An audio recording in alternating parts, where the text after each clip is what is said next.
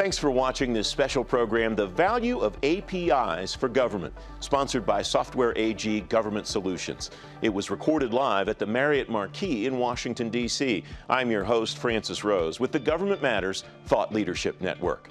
We have a lot of ground to cover in the next 30 minutes, including how agencies are using application programming interfaces today, the implications for citizen responsiveness and operational effectiveness, and how agencies can execute successful API strategies. I'll be joined by 4 experts in the field: Param Soni, Deputy Administrator and Director of the Office of Information Systems and Technology at the Department of Labor; James Puntney, Director of Digital Services Travel Component at the Department of Homeland Security; Joe Paiva, the Chief Information Officer at the International Trade Administration; and Rajesh Vasisht, Principal Consultant at Software AG Government Solutions. So let's get right to it. Gentlemen, thanks very much for joining me today. Joe, I want to start with you. Tell me how you're using APIs at your agency today. We use them both internally and externally. So we no longer do system integration between our systems. Everything is done using platforms that have APIs out of the box. And externally, we use them for what we call our wholesale distribution channel, where we enable partners to help U.S. companies using our information via APIs. What was that transition like? What were the bumps that you experienced, if any, as you were making that transition to be an all API operation? I would say we didn't have a lot of big bumps. I think it was more just choosing which things to release first and making sure that the information we released was appropriate, and actually getting the business to understand that once you release the API, you then have a responsibility to keep that information up to date. You have a responsibility to keep it accurate. You have a responsibility to make sure that nothing slips into it that shouldn't be there. I think that was probably the single largest challenge. James, what are you doing with APIs at DHS? DHS is obviously a huge agency. Sure. There's a lot of different pieces. So there's a lot of internal API usage across the various components. So like the immigration service uses APIs to connect to CBP to look at the border travel and things like that. So a lot of that kind of intercomponent communication is done with APIs. And then they're starting to kind of branch out more into the actual public-facing APIs and looking at what can be shared and be useful. FEMA started doing some of this, but like in the last round of disasters with the hurricanes, there's a lot of people kind of crowdsourcing FEMA information that FEMA could have provided and kind of been much more useful. So it's kind of a still kind of baby steps on the public, but they're moving forward looking at it. Param, Labor Department, what's your experience with APIs? What are you doing with them? So at Department of Labor, I'm actually in Labor, I'm with ETA, this Employment Training Agency. So what we do is we have training and we give grants to citizens for various things like unemployment insurance, to the vets. So for us, actually, it was a little bit of a struggle in a good way. That we had a lot of legacy applications and we wanted to move them, modernize them to a more modern web-based system. So the approach we took was to first develop a platform. And so at the high level, we came up with a platform for case management. We do case management for various things, how the citizen serves us and we serve the citizen. So from a platform, we defined the services.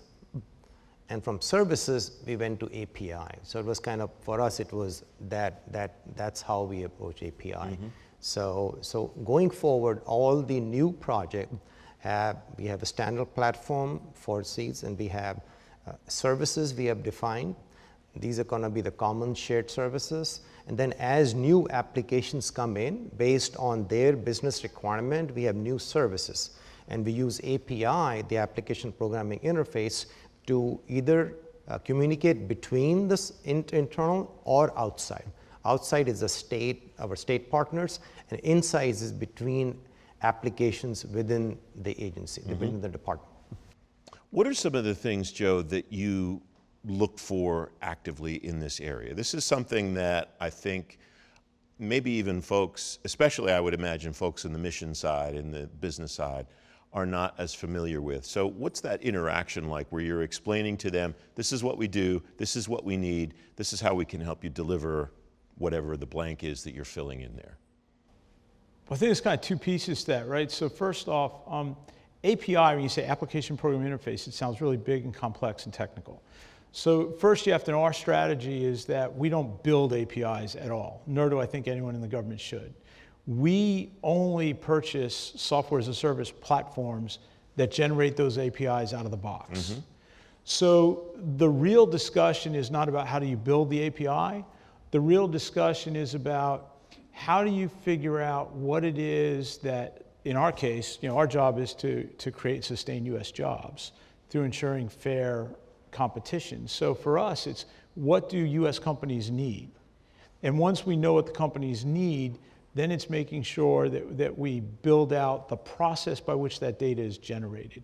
And I don't mean generated technically, I mean the process by which smart people look at information, make sure it's right, and put it in the right place and tag it the right way for people to gain access to appropriately or not gain access to if they shouldn't. Mm-hmm. And so I think the conversation is very, very much a business-focused conversation as opposed to, I don't think anyone in government should be building APIs, so. Param, does that fit with what you're seeing and doing at the Labor Department? Yeah, actually very similar. We also actually use a SaaS platform. We standardize on a common business process application. So as an example, if we use authentication services from them, or we use other services. But I must say that not all services are available through the SaaS platform. These are like the standard, what we may call as infrastructure services. But the business services, we do build them, but then we develop interfaces.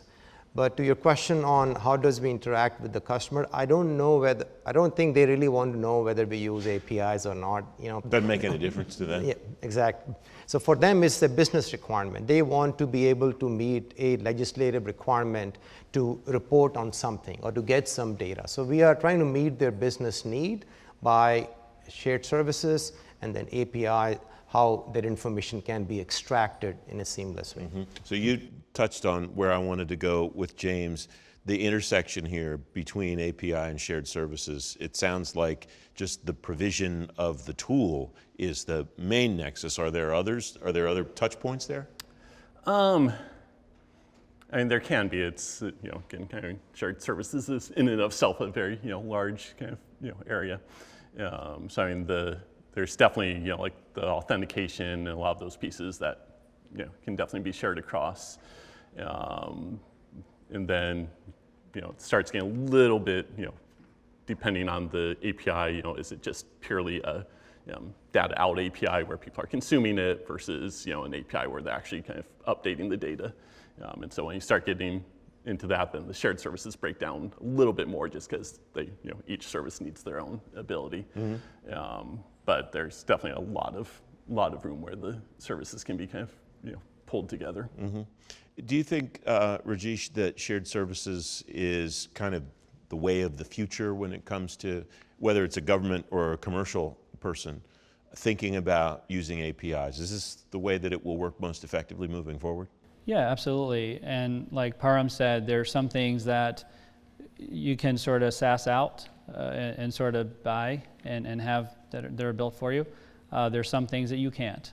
So maybe you have an authentication as a shared service that you can leverage part of it, but then you need to extend that to do something like authorization to say, okay, Joe has access to data X, but James has sort of master access to all the information that they need.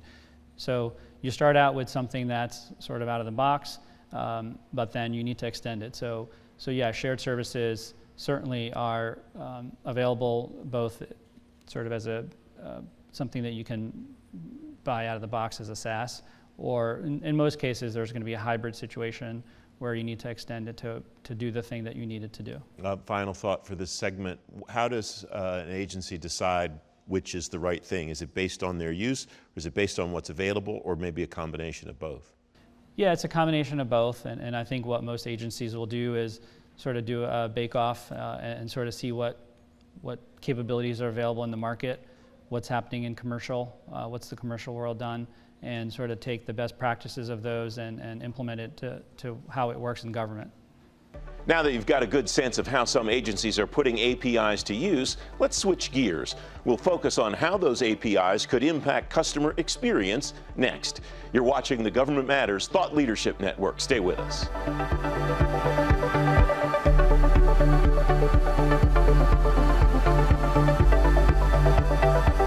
Government Matters, the only show covering the business of government, exploring trends in the federal community, and bringing the leaders of industry and government together on the issues that impact you.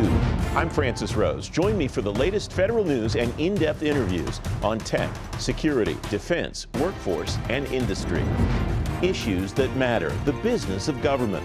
Government Matters, weeknights at 8 p.m. and 11 p.m. on News Channel 8, and Sunday mornings at 10:30 on ABC 7.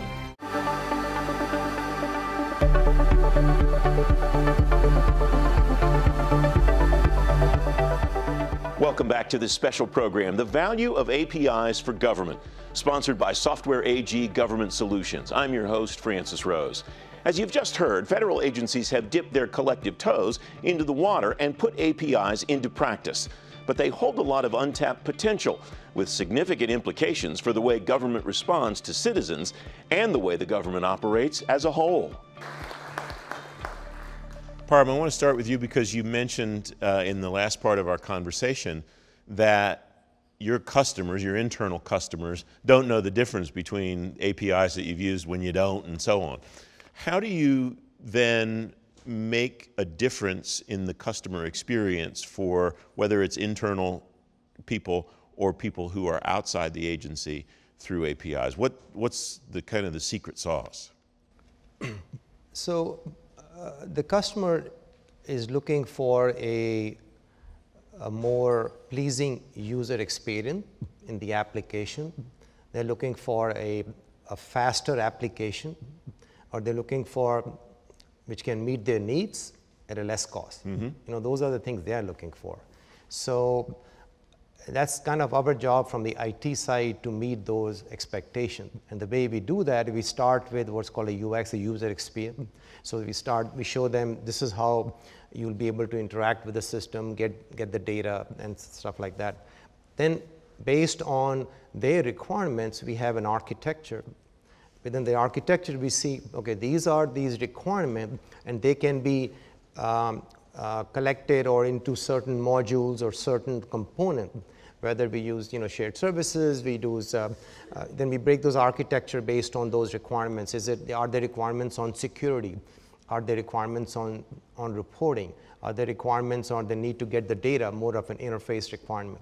So behind the scene, we do that. And then based on that, that's how those APIs come into the picture.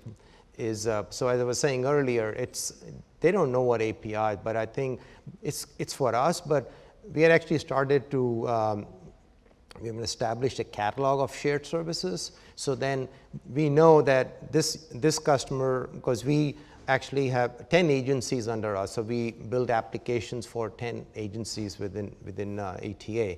So they come to us with requirements, and that's our job as IT job, IT organization job, to make sure that we have a catalog. We don't do this all the time.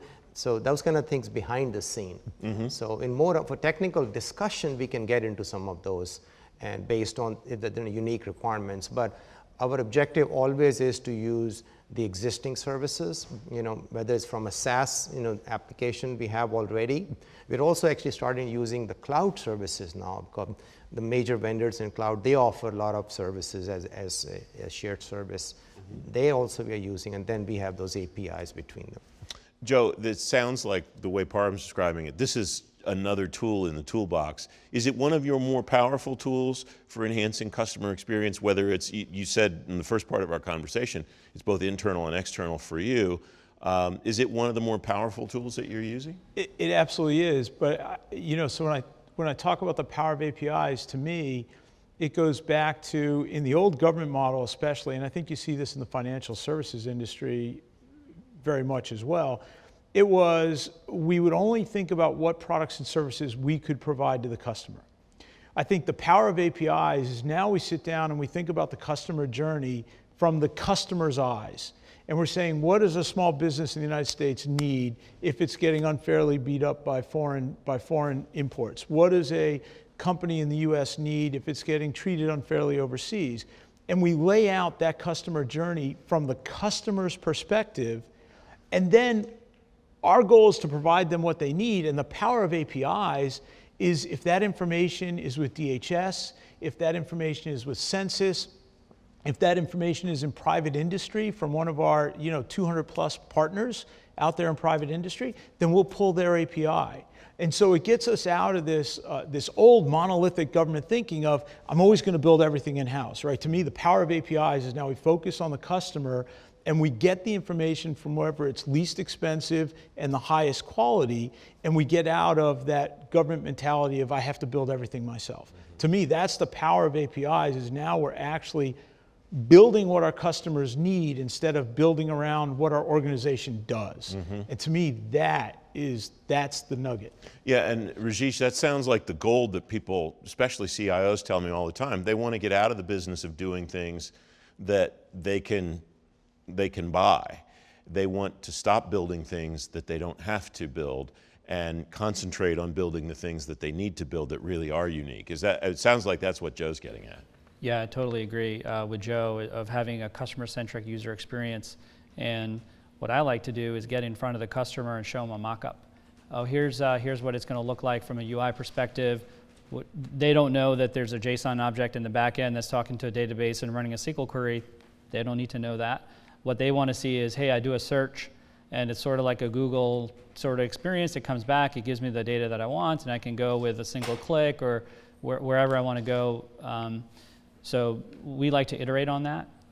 So build something, show it to a customer, take the feedback, and come back in a day, a couple hours, depending on what the feedback is, and show them again, and sort of iterate on that to get it to where they want it to look like.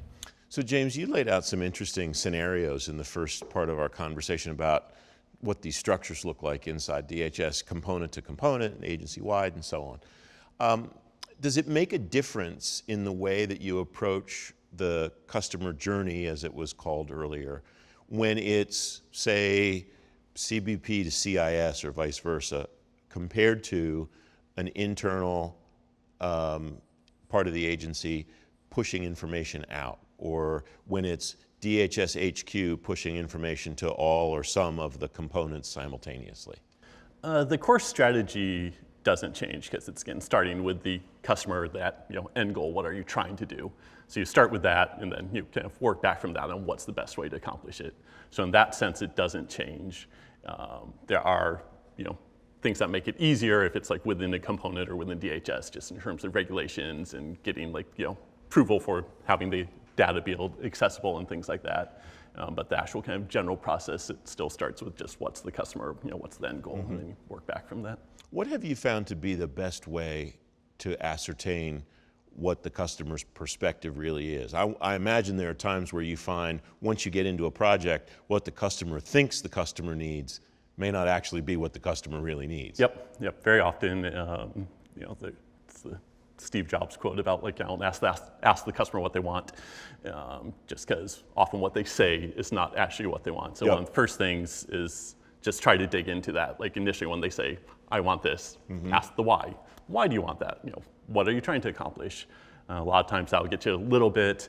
The other way is mentioned is like putting prototypes in front of them, and ideally even like some level of working prototype where they can actually be like, oh, I want to do this and click this. And it's like, that's not what I expected. Or like, that doesn't actually do what I want. And so if you can get to that kind of level of fidelity where they're actually using a prototype, you'll learn a lot very quickly, and then you can adjust your kind of long-term plan based on that. The conversation around APIs in government can get a little intangible. Up next, our panel brings the discussion back to earth for a look at how agencies can measure success and failure. Keep it right here for the conclusion of this special program, The Value of APIs for Government.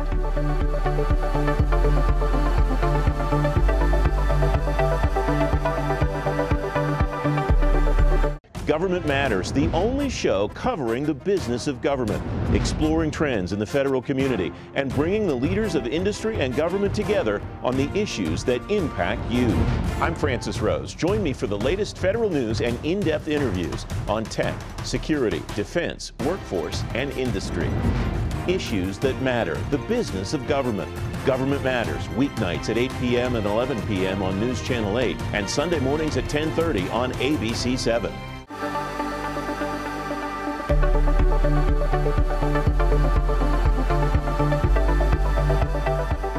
We're back to wrap up this special program, The Value of APIs for Government, sponsored by Software AG Government Solutions. I'm your host, Francis Rose, with the Government Matters Thought Leadership Network. So far, we've discussed how agencies are using APIs today, their potential for agency operations and citizen interactions. Now, a focus on building successful API strategies. Strategy is important in everything that we do in government, and this is no exception. Param, I'll start with you. You talked about the progress that you made and the way that you attacked building APIs early on. Tell me about the strategy, I guess the step before the steps, so that you knew as you proceeded that you were going in the direction in which you wanted to go. Okay. So in our agency, we had, like I guess a lot of agencies have multiple applications doing almost the same thing. Mm-hmm. And so as we build what we call as the 3-year roadmap, modernization roadmap, looking at applications where we are and where we want to be in 3 years, we found out that we have very similar application. So we reached out to the business user and formed a team identifying what are the things they do. As a result of those sessions, we identified there were some common 8 or 10 common steps, but then each of those agencies have a little different twist to that. For example, we have foreign labor certification, we have unemployment insurance. At the end of the day, we get the information, we have those cases, we process the cases, we see if they meet certain requirements, and then we take some action. So there are some common steps there. So as part of that, we said, okay, let's do a proof of concept. Let's take a big agency and a small agency and see if we can replicate their processes into a new SaaS-based solution where we use common processes and cloud-based, so we can take the economies of scale on the infrastructure. Right now we have their own, in the data center, they have their own system, silo systems. And so as a result, we build that proof of concept. We proved that, yes, this can be done. They may be doing things a little in a different way than what they were, but at the end of the day, it was meeting their objective. So once we have the architecture, as I said earlier, we defined what services are within that architecture. And from the services, we said, okay, what are the API? How they communicate internally or internally between the applications, internally and outside. So that was kind of our strategy. And now what we are doing is, as we are engaging other business offices, so there are some common steps from a platform, but they have unique requirements. So we are building application or services on top of that to meet their requirement and kind of extend it. But that what happens is then we can use those same services. Even the APIs we can leverage because they're getting kind of the same information. It's just that they have a different data set, they have a different security requirements and different maybe reporting requirements. Mm-hmm. So that's kind of the journey we took, from first having a vision, plan it out, do a proof of concept, test it, and then roll out, more. James, if you were going to sit down with somebody who's saying, I'm not sure what to do to even start this journey, what do you think you'd take out of what Param just laid out as the most important concepts for somebody to consider as like best practices, I guess? So I think the key thing, as we've all mentioned, is just starting with the actual business goal. Yep. And then kind of go from there. And so then the next step is kind of looking at that, determining is this something that we should be building the interface to, or is it something that there's going to be a lot of different kind of uses for this. If there's going to be a lot of different uses, then an API that others can kind of build on and customize is probably going to be the better solution. So kind of start looking at that, and then again, the kind of, the earliest you can kind of be starting going through and getting like prototypes, even if it's with just kind of static data, just to kind of, start getting out there, either with the internal customers or even with external, to get their opinions. Is this what you want? Will this work? And then kind of keep building from that. Any additions, Joe, to steps 1, 2, and 3 for somebody that's really undertaking this journey for the first time? I think the only thing I would add to what's been said is, I think as a government person, you also have to say, is this really something the government has to do? Is this information that I'm going to have via this API something that commercial industry is capable of? And if it's already out there, if someone else is already doing it, then the government should just step back and use the API from the commercial partner and stay out of the business. And so I think that's an important part of this process that I think is often missed. In your experience, as you've looked at it, most of the time, is it something that government needs to do, or most of the time is it something that commercial can do and the government can pick up on that? Well, so that's an opinion question. I would say quite often the government should get out of the business. I would say there's a ton of things we're doing now. We're building APIs either because we have regulations that don't make any sense and we use them to bind ourselves, or we're making APIs because we have legacy systems that we haven't replaced, so we have to build an API to it. I think I'd always start with what can I get out of the business of doing. I would always then go to what can I shut down, and then as a last resort, I build the API. And I would do everything they just said, but I would just add those 2 very important criteria. Kind of the pre-steps before the main steps. Absolutely. Yeah. Rajesh, bring us home. We have about a minute or so left. What are you hearing here that are the things that you tell folks, both in the commercial side and on the public sector side, are the most important steps to really gain momentum? Yeah, really good stuff. So when I go to a client, either side, depending on where they are in maturity, so I'll go to a client and we'll look at whether we want to do a top-down approach or a bottom-up approach. And I think Param said that a lot of services are usually every organization has already built out a lot of services, so that would be more of a bottom-up approach, where you take a repository or catalog of what's already been developed and see what resources can be used as common building blocks and orchestrated into a larger level process or larger level service that can be offered to consumer. So that's how I look at an API strategy, is do we want to go bottom up? How mature, how much work has already been done at this organization in the API layer? Or do we want to go top down? If we're starting a new project, typically it's a top down scenario. Going into, in commercial for sure, you go to any commercial organization, it's going to be more of a bottom up approach. But what the problem they haven't, most of the times have not solved, is knowing what's out there. So having that catalog that Param talked about is huge. Rajesh, Joe, James, Param, thanks all very much. And thank you for watching this special program, The Value of APIs for Government, sponsored by Software AG Government Solutions. For the Government Matters Thought Leadership Network, I'm Francis Rose. For more information on the subject matter discussed today, head to softwareaggov.com/APIs.